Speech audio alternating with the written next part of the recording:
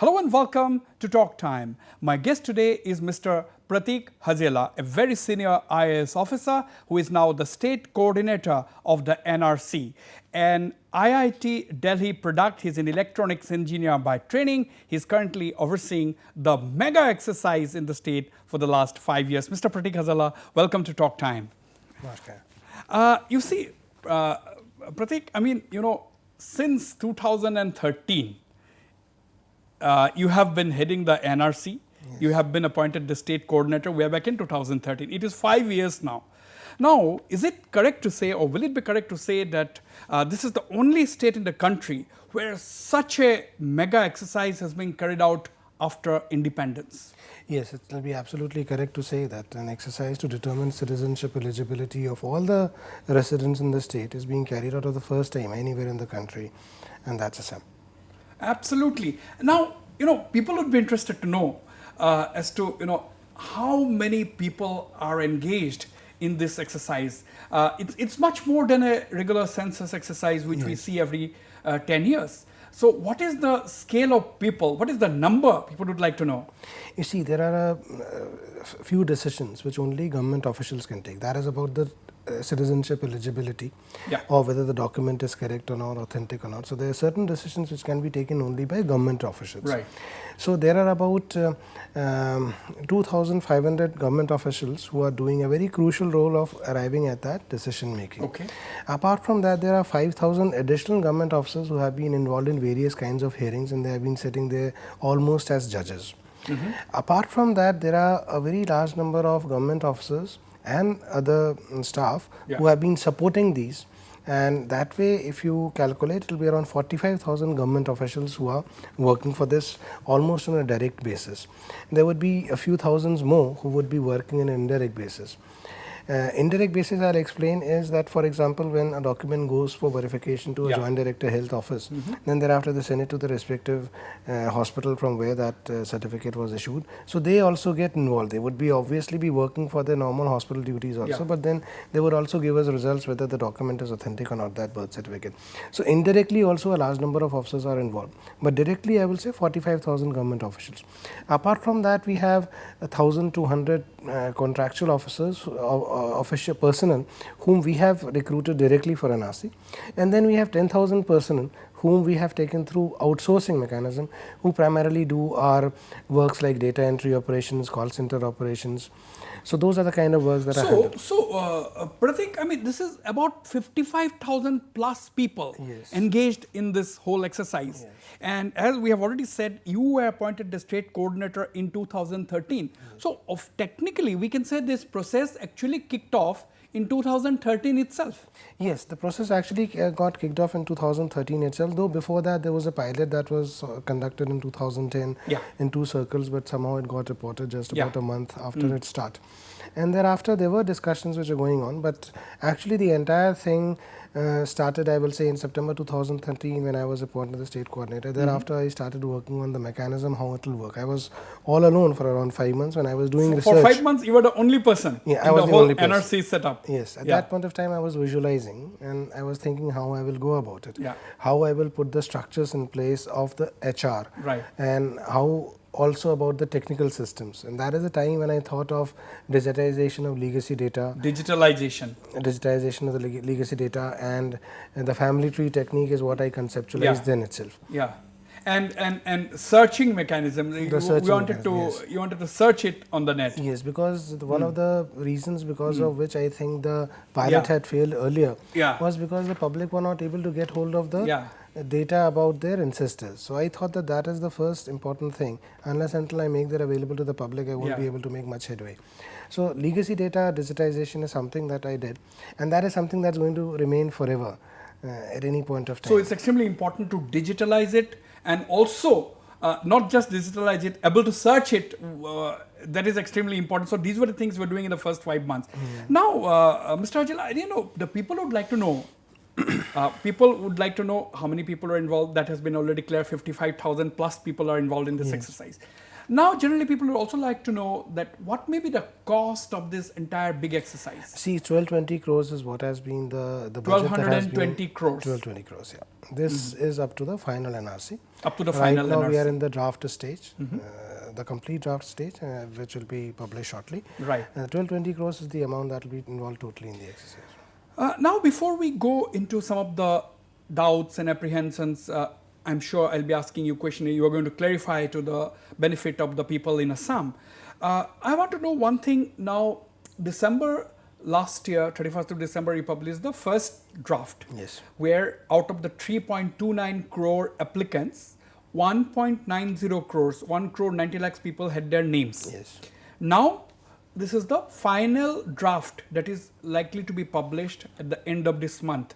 Now, the question that is coming to my mind is this. It's a very clear question. The this is a Supreme Court monitored exercise. Now, Supreme Court has fixed 30th of June, that is the end of this month, as the date for publication of the final NRC draft list. My question is, will you be able to do it within 30th of June? Well, as of now, we are keeping our fingers crossed because in Barak Valley, 3 big districts have got affected. And although we had a large number of NSKs that got affected, the matter which NSK affects means, the NRC Seva Seva Kendras. Kendras, Okay. that is the place where most of my works are going on. But that is not the real issue. The real issue is that the officials, that number which I have told, are not all NRC personnel only. They are all drawn from different departments. Yeah. So they would be coming from PWD, they would be coming from veterinary department, they would be coming from rural development, etc. So they are from different line departments who are doing part-time duty with us for NRC works. Now, flood relief requires them to attend to duties pertaining to relief to the public, rescue and Yes. relief operations. So Yes. that is where they are getting involved, and that is the reason I am not able to get their services fully. So it's not just NSKs getting underwater, it's not just NSKs getting inaccessible, it's also about public not able, officers not able to come out of the respective house because of water logging to some extent, and thereafter they are also required to attend to their duty. So this seems to be circumstances beyond your control. Yes. You must have already lost the services for about 10 to 12 days already. Are about 8 days now. 8 to 9 days. Had it been 2 to 3 days or 4 days, maybe we could have recovered also. Last Yeah. Friday I had visited Barak Valley. The floods struck in that area on Wednesday. Yeah. Friday when I reached there, I saw that the situation was pretty bad, and thereafter there is slight improvement now, but in the meantime we have lost a lot of precious time. We'll try to recover as much as possible, but as Okay. of now, Now, I will say that we are keeping our fingers crossed. keeping your fingers crossed as to whether the final draft will be published on 30th of June or not. Now, on the 2nd of July, you have the stipulated court hearing. Yes. They are going to review. In the normal circumstances, the Supreme Court would have liked you to present them with the final draft list on 2nd of July when you go and present your status report before them. So what are you going to, suppose it doesn't happen, what will be the next step? Are you going to seek more time for them because of this situation? Well, let's see. As of now, it's difficult to say, difficult to predict accurately how things will unfold in the days to come. But then, as of now, I'll say every hour, every day is important for us. So let's see how much we are able to, how much headway we are able to make, how much recovery we are able to do from whatever time that has been lost. I would still say 2nd July is pretty far. 30th June, I still have some amount of time to You go. still have And more I than a will week. try to recover as much as possible.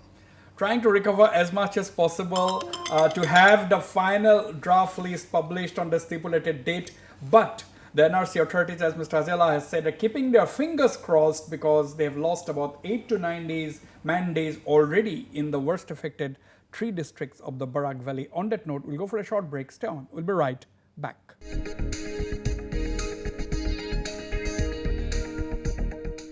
Welcome back. I'm in conversation with Mr. Prateek Hajela, State Coordinator of the NRC in Assam. Mr. Hajela, now after the final draft list is published, as you yourself and other concerned authorities have been repeatedly telling the people of Assam that there is no cause for any worry because the people, whoever has not found his or her name in the final draft list will be able to file claims and objections. What is the procedure really?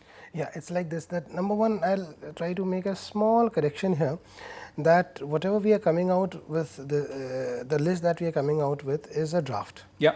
And since we have published a part draft earlier, we will call this a complete draft. Yeah. We will rather not use the term final, which we are reserving for the final NRC that Okay, we this is a publish after complete draft. disposal. Yeah, disposal of claims and objections. So the first thing is that persons who do not find their names in the complete draft that we Yeah. publish, they have a legal right to file claims and objections. Claims would mean that if a person thinks that he or she is absolutely eligible to be in NRC, she is a genuine Indian citizen, but her name has been left out, then that person can file a claim before us saying that, well, my name should not have been left out. They can give new particulars, they can give the earlier particulars Yeah. also. That is one thing. And thereafter we will attend to that claim and thereafter come to a decision whether that claim is valid or not. Yeah. Similarly, people can also file objections, that if they find that a person who should not be appearing in the list has actually appeared, so the public has the right to give an objection. So this is a legal process of making corrections, and that is how we have confidently saying for a very long period of time that no genuine Indian citizen will be left out. Now, who are these authorities to whom they are going to file these claims and objections? The authorities will be the same with whom they filed the applications earlier, that is at the local registrars at the Their point of NSKs. contact will be the Seva Kendras. Yes, and the same Seva Kendra where they are applied earlier, that is the place where the file would be, and that is the place where they can apply. As of now, we are concentrating in our publicity and drive about the facility that is there, about the chance or the opportunity which is there, about the point that you mentioned that they need not worry, there should not be any apprehension. Yeah. The genuine Indian citizens will be in NRC any which way. So that is the point which we are trying to emphasize. As we come closer to the publication date and thereafter the time of receipt of claims and objections, we will start another publicity drive giving the details. Okay. What will be the form like, how they will be able to fill up. We will also carry out intensive field level meetings where we will carry out trainings for the people to fill up those forms, and where they will fill up, the time schedule, all those will come out with separate publicity. Now, one question that comes to my mind, Prateek, is this. How much time? Will there be definitely it cannot be an indefinite amount of time. You will have to give a certain time limit for people to come up with claims and objections, and it has to be disposed of also. What will be this time like? The rules require that we provide a time window of 1 month. 1 month. From the date of publication of the complete draft. From the date that we start the receipt of claims and objections. Now, public would need to know, those whose names are not there, they would need to know what are the reasons because of which they have not been able to get their names. Yeah. Then apart from that, publication of complete NRC is an exercise which involves a very large number of personnel as well as the public. So we will be in publication mode, that is that at the NSKs public will be coming and trying to see their names. Yeah. So there will be a time period in which we won't be able to receive any claims and objections even if the public are able to. Number one, the public would also... That may be 15 days, that may be 1 month. Yeah, so I'll come out with a timeline for that, that from the date of publication, after that a particular time gap will be there, which will be like a buffer time. Yeah. And thereafter we'll start receipt of claims and objections. The stipulated time will come. Thereafter 1 month's time will come. So that is how the timelines are going to be.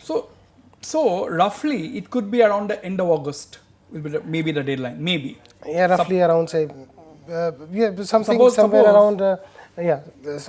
the month of August. Something in the month of August. Now, from the month of August, can you guess when the final NRC could be expected? Suppose end of August, this claims and objections you have received and has been disposed of. Now, disposing of also will take time because you have to examine each and every complaint, each and every objection. Yes. That will be a huge exercise. That will be a huge exercise, and it will also depend upon the number of claims and objections that we get. But one thing is that in the meantime, for example, during the last 3 to 4 months, we have been able to carry out hearings which involved almost 1 crore people. You would be aware that there is something called a family tree hearing in which one legacy persons, all descendants, they are called to one location, and thereafter we find out who is the correct descendant and who is not.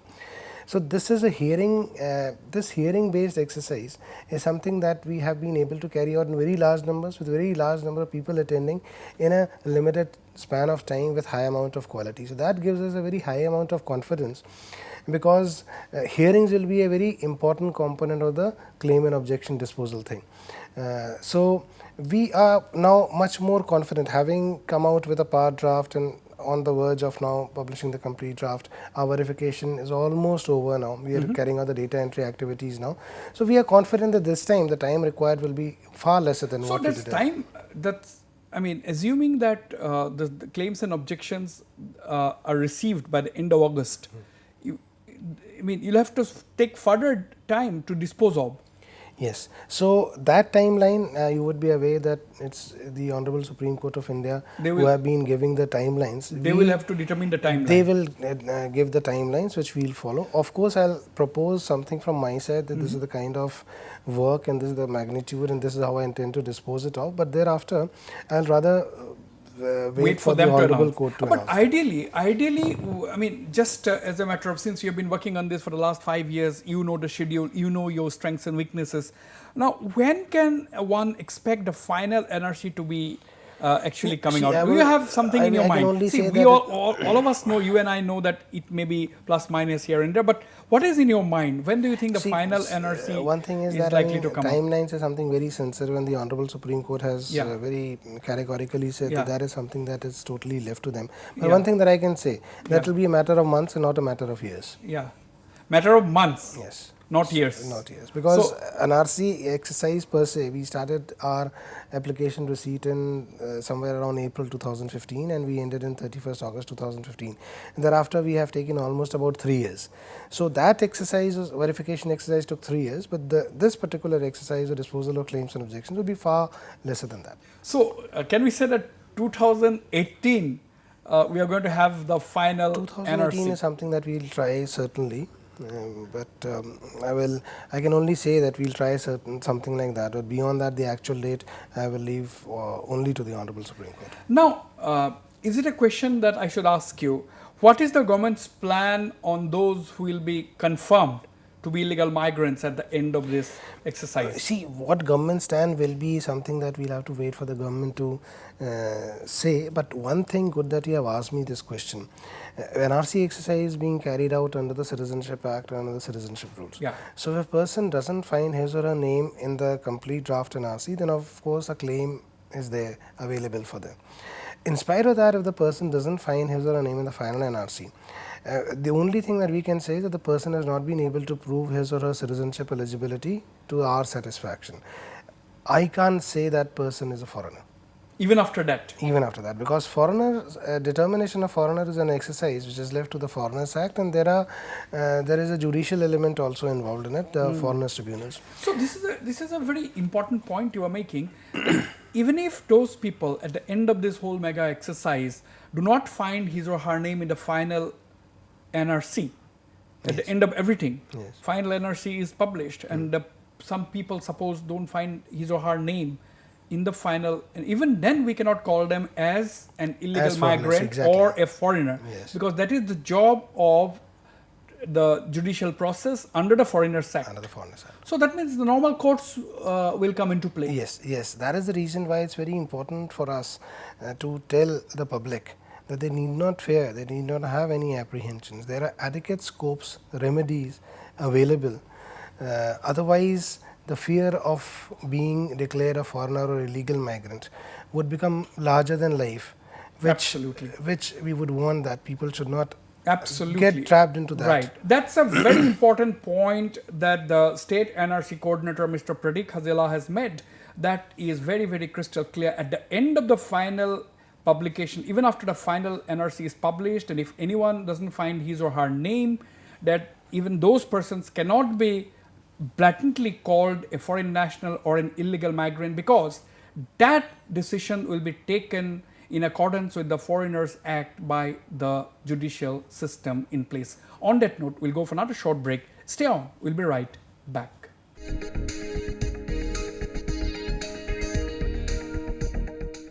Welcome back. I'm still in conversation with Mr. Prateek Hajela, State Coordinator of NRC Assam.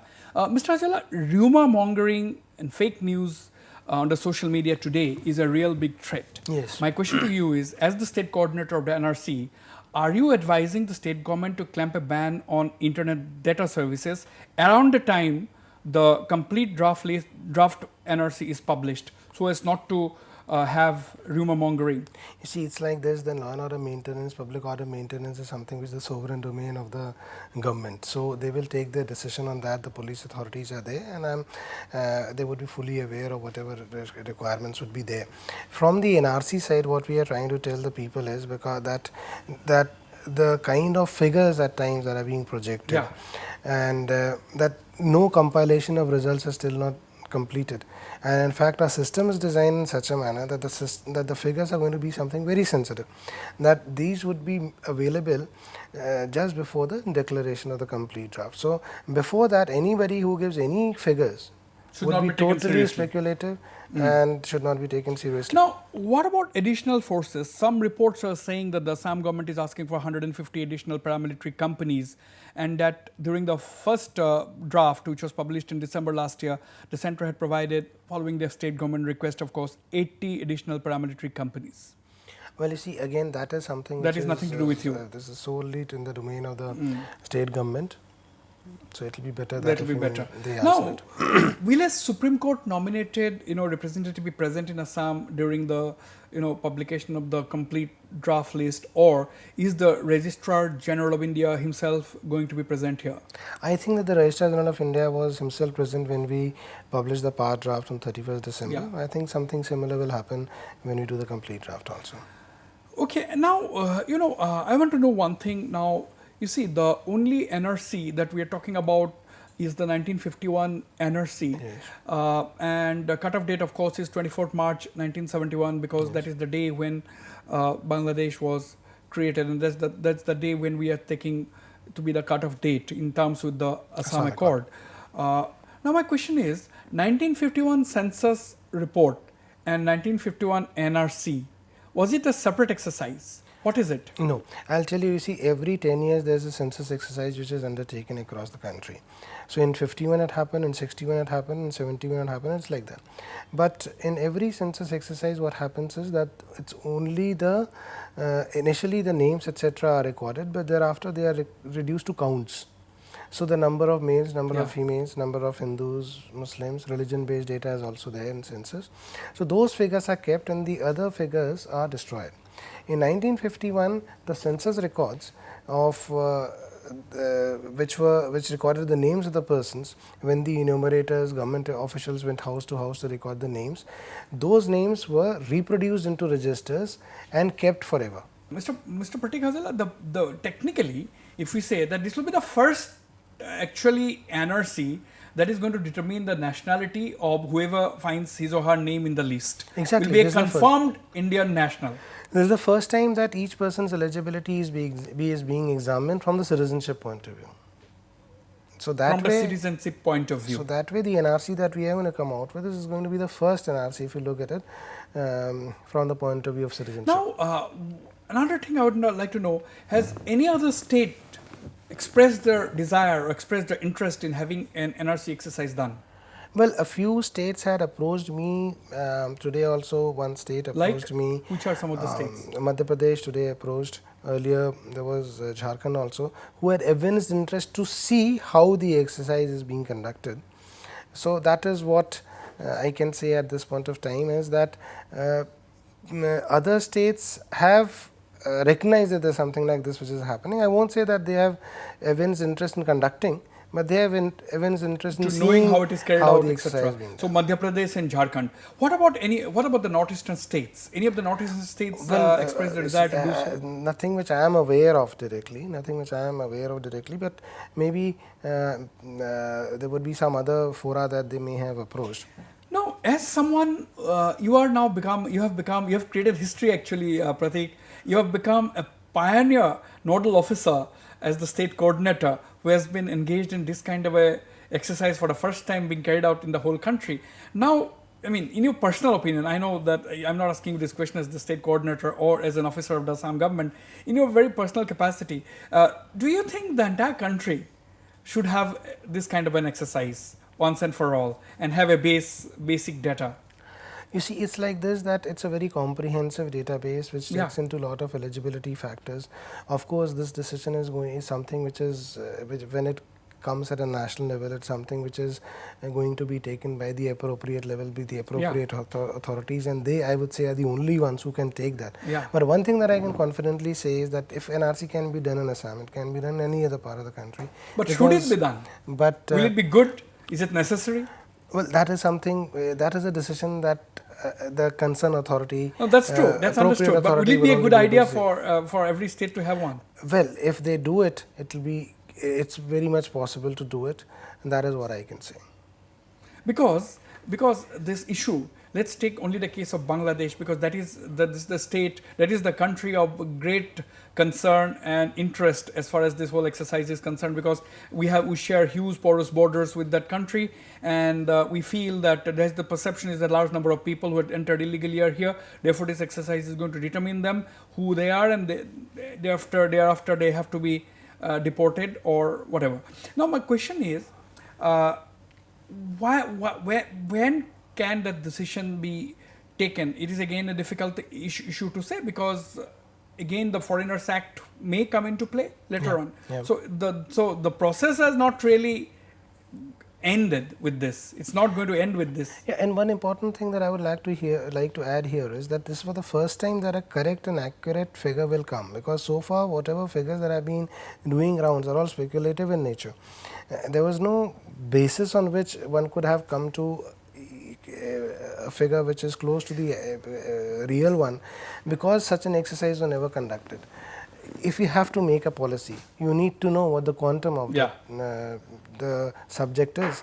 So NRC, which is being carried out now, will throw that figure, and it will be much easier for all the policy makers, for the public, to be able to come to a decision. At the end, what would you like to tell the viewers? What would you like to tell the people of Assam today? Maybe a week before the final, or 10 days before the final draft list is going to come out. You see, it's like this, that I have seen this exercise from very close, and this is something which, one thing that I could see, and the history is also there, that the subject is something which is very close to the heart of so many people living in this state. And they have shown a lot of resilience, they have shown a lot of dedication and sincerity on their part to cooperate with the NRC process. In August in 2015, ending 31st August, when we were receiving the application forms, we could see that zeal in the people of Assam, that they could collect documents, they could fill up their application forms and queue up at the NRC Seva Kendras to submit their application forms. And at that point of time, I could see in their zeal and enthusiasm a demand that they want an accurate NRC. Absolutely. And on the one hand, they submitted their application forms, but on the other hand, they exhibited their trust that we are giving so much for this process, but you would want an accurate NRC at the end of the day. Then again, for example, during the last 3-4 months, I have said, just in the last 3-4 months, around 1 crore people have attended NRC hearings across the state without any complaints, not much of a complaint. Yeah, so what does that reflect? It reflects the kind of trust that they have in the system. So one thing is that I would like to thank the people of Assam for having cooperated. It's very important for me to do that. And the second thing which I need to tell them is, and that have the trust and faith that you have reposed in us, we'll ensure that you get an accurate NRC. Absolutely. That is what we all want, an accurate NRC. Lastly, Mr. Prateek Hajela, would you like to take a break personally after this long 5 years? Well, let's see how things turn out. As of now, it seems to be a complete draft will be followed by claims and objections, and then we'll have to dispose them. So you have miles to go before you sleep. Yes. Miles to go before you sleep. On that note, Prateek Hajela, thank you very much for being on the program. Thank you.